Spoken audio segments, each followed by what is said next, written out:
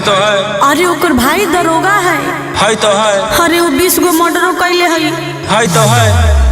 तोरा ले कुछो कर जाइबो दिलवर जानी तोरा से फाटी ले जाना अपन दे देबो कुर्बानी।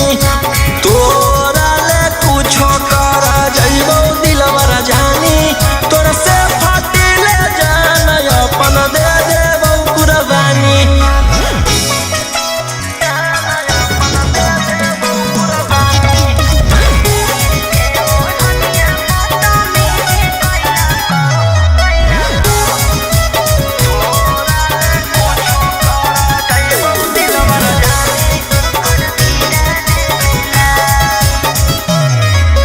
तीर के ओढ़निया बदतमीजी कैला कौ मोर जवानिया के साथ सीनावा पर दिल कौ सटाई रही फलवा फेरे लगलो घेरे जब लगलौ त डर गेलियो भागल भागल तोरा भीरी चल गेलियो।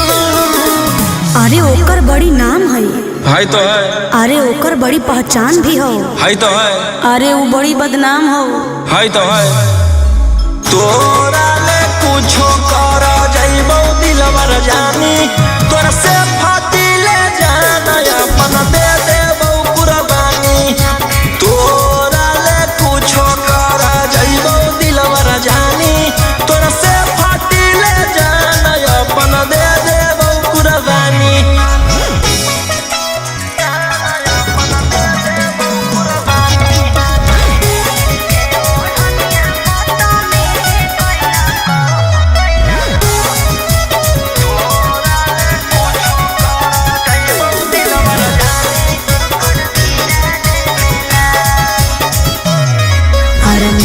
तो सुकून जब जाई के ओकर गिरा दे मेलास तू बता दे राजा रोशन रोहिया के आई बदमा। अरे बदला चुकावे में कह देना देर तोरा सिवा कौन बनतै जंगल के शेर। अरे वो बड़ी खूनखार हो तो है। खानदानी रंगदार हो तो है। अरे वो रखले बड़ी हथियार हो तो है। तोरा ले कुछो कर जाइबो दिलवर जानी तोरा से फाटी ले जाना अपन दे